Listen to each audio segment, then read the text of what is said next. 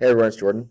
So Module 2 did a really nice job of taking some concepts that we're looking at here in terms of brain development and how students learn and really allowing us to take those concepts that we may already be doing in our face-to-face classrooms and applying them to our online classrooms as well. So the first thing we looked at here was developmentally appropriate learning and teaching in our online classroom. So just some key things that stuck out to me from the different resources that we looked at this week through the module. And some of these things, we're already doing in our face-to-face classroom. But the first thing here is we need to make sure we are working with our students rather than against them in terms of just the natural learning process. So that's always going to be, good practice or best practice when you're teaching, either face-to-face or online. Just meet students where they are, and then just build from there. So if there's gaps missing in the content, in the curriculum, that's nothing you can hold against the kid or the child, but you just need to take that and fill in those gaps, and then also teach them grade level content as well. That took us to the zone of proximal development. So again, that's just helping teachers understand locating where the student learner needs assistance. So again, as I already said, filling in those gaps that might be missing, or giving them assistance with different things, especially in our online classroom. And some of that assistance just might be using the technology platform, which I'll talk about here in a second. Also, it's really important that we spiral so that we're constantly going back and spiraling and covering things from previous years, as then the grade level that we're teaching, everything built on itself, especially if you're doing language arts or math.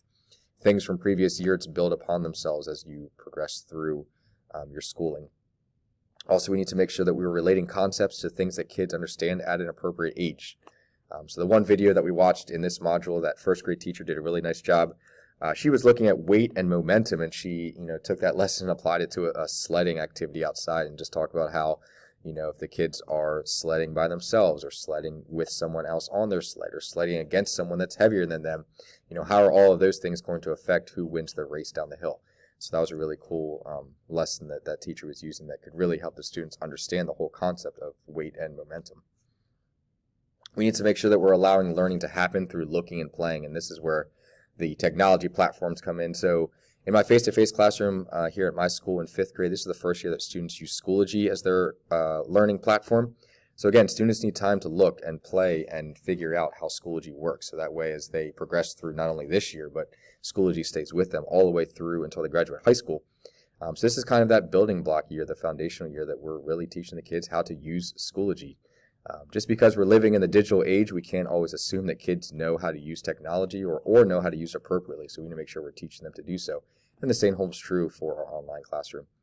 We need to allow and promote risk-taking within our lessons, especially online. So kids need to know that it's okay to take a risk and that they might fail, and that's okay. That's all part of the learning process. So just, again, building that rapport with the students, building that comfort level is just super important, especially in your online environment. Also, then we need to have a range of different instructional strategies to create meaning and learning for all of our students. And this is especially true, I think, in our online classrooms, especially if the classroom is structured that you don't always have a virtual face-to-face live synchronous lesson necessarily every day. Some of the learning might be taking place asynchronously, and so that means that we need to make sure that we are differentiating and meeting all the needs of our students, and just applying different instructional strategies to the way that we are teaching, so that way they can still feel successful even if they don't get to have a synchronous meeting with us on that particular day. So within that, then, that takes us to the next thing that we talked about here, which is academic integrity.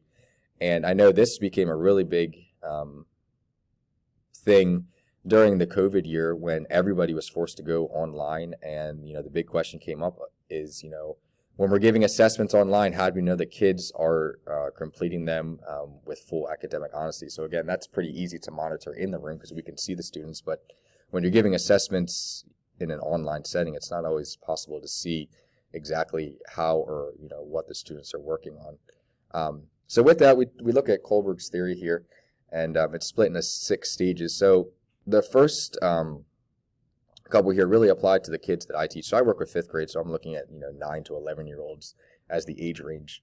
So these first 2 really stuck out: obedience and punishment, and individualism and exchange. So the first one here, in Kohlberg's theory, he talks about how students will obey just simply to avoid punishment, and that really holds true.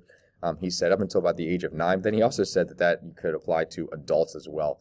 And that's a big thing, with my kids. They're still young enough where they want to obey simply because of the fact that they don't want to get in trouble.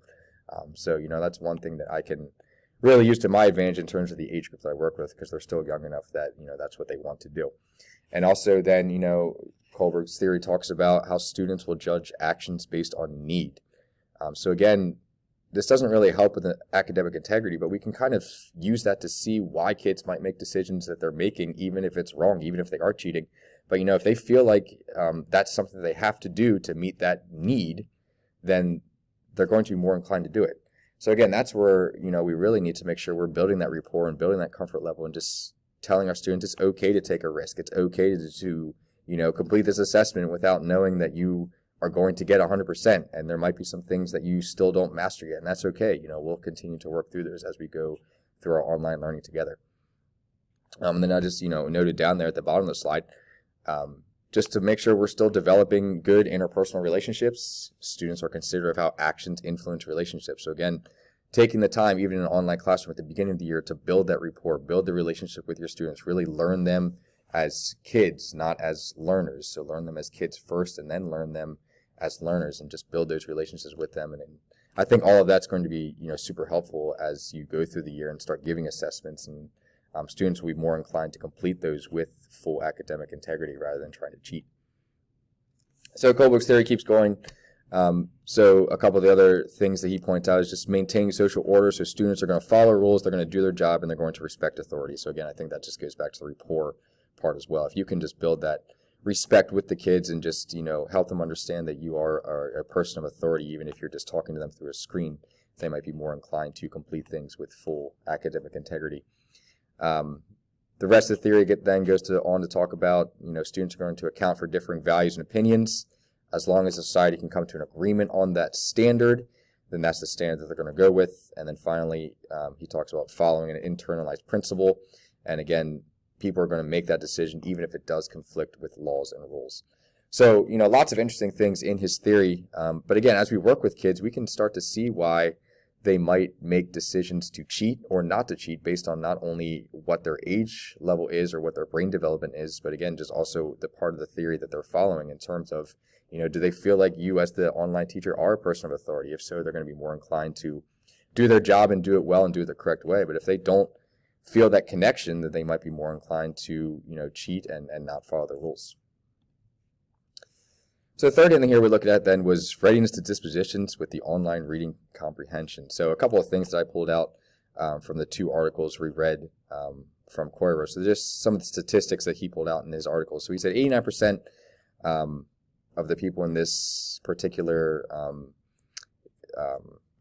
data they were looking at said that they found the internet challenging to get useful information, and 62% said it was easy to get lost online during research. But then on the flip side, we saw that 95% said the internet makes learning more interesting, and 89% feel happy to be doing online research projects. And then ultimately, that was summarized with lower performers found the internet annoying and challenging, and higher performers enjoy the challenge. And I think that definitely holds true to the digital world that we live in today. People that have, higher functioning abilities or just higher executive functioning skills are going to find that, online learning is challenging, but they're going to enjoy the challenge. But people that really struggle with executive functioning or are lower level performers are going to find the internet annoying and challenging to use. So we as teachers then need to make sure that we are kind of bridging that gap, because in our online classroom, we're going to have a wide variety of abilities and, executive functioning skills. So we need to make sure that our lower level students and also our high level achievers, can kind of meet in the middle, if you will, and be able to use online tools. So in terms of reading comprehension, then 4 things that we picked out here. So the first one was approaching online reading tasks. So the first thing we need to do with our kids is, build that growth mindset or that problem-solving mindset within them. And I do that a lot in my face-to-face classroom as well, but we often talk about how, if choice A doesn't work, then you have 25 other letters to choose from. Or we often talk about as well, like, I can't do this yet. So we use that word a lot. Just allowing students to see that, yeah, there's going to be things that they can't do right away, but we're going to work at it together, and we're going to make sure that they get it done. Also, we need to make sure we're creating plans that are focused, and that's going to avoid distractions, because that's another big thing with the online classroom is there's just so many distractions. There's so many things that you can just be doing when you're supposed to be doing your online work. going to the internet, playing games, getting on your other devices, using other apps. And again, if you don't always have that adult presence watching over you like you would in a face-to-face class, you're more inclined to do so.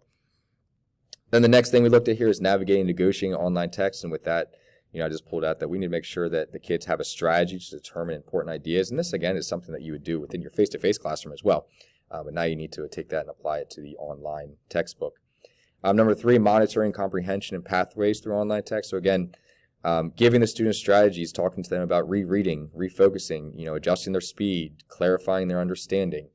So still using a lot of those strategies that we would use in our face-to-face classroom, but now we're doing it just within an online text. Finally then, and I think this is the big one, is responding. So, in a face-to-face classroom, responses are pretty easy because you're talking right to someone that's in the room with you. But in an online classroom, you're not necessarily doing that. You might be doing it through a discussion board or another app that the teacher might be using in the classroom. But we need to make sure that we're teaching kids to be active learners, so actively engaging in their reading and their writing and being active reflector as well. Asking questions, digging deeper, contributing their own ideas. So again, all of those things that we teach kids in our face-to-face room, we need to make sure that we're taking that and teaching our online learners also. The last thing that we looked at was whole mind instruction. So this was interesting as well. Just the whole idea of making sure we're using both the left and the right side of our brain, teaching kids the problem first and then learning second. So again, that really forces them to be higher level thinkers. We're not giving them the learning first and then having them solve the problem, but we're giving them the problem first and then allowing them to think about the learning that needs to happen in order to solve the problem. Another point that the text took out from whole mind instruction was, again, progressively withdrawing from helping students. So we're finding today that students are just too dependent on teachers to do the work for them, and they're just expecting answers. So we need to withdraw from that and, allow students the ability to get out on their own and tackle things on their own. If we don't do this, they're not going to develop good problem-solving skills. So again, this forces students to function more independently, rely on themselves and the skills that they have. And again, we need to make sure that students can apply and pursue learning related to the fact that they have instant access. So one thing that I took from the text, it said, today's world has instant access to information. Teachers should teach with this in mind to promote higher level thinking. So again, we have to remember in 2022, kids have instant access to just about everything, especially if you're like my district where you're a one-to-one school. Every kid has an iPad. So things in the past that you might have had students write down in terms of definitions or things like that, well, that's still all well and good when it comes to memorization. We have to remember that kids can just look that up. And we need to teach that way, forcing kids to, again, become higher level thinkers and become problem solvers instead of just becoming, rote memorizers where they just, take something that we say, write it down, and then we move on. So I thought that was really interesting when it came to the whole mind instruction. So again, overall, lots of really good things in this module that we can take. Even if we're still in a face-to-face classroom right now, you can take a lot of those things and apply that to an online classroom. Again, just with the reminder that, kids online are still kids as well, and they still need to be taught. We need to make sure that they know how to use the online platforms and are using them appropriately in terms of age level appropriateness as well. And again, just remember the idea of the whole mind instruction. Make sure that we are hitting concepts that was going to force both left brain and right brain thinking and allow students to become problem solvers. So, Jordan Spangenburg, Module 2. I look forward to the feedback and discussion.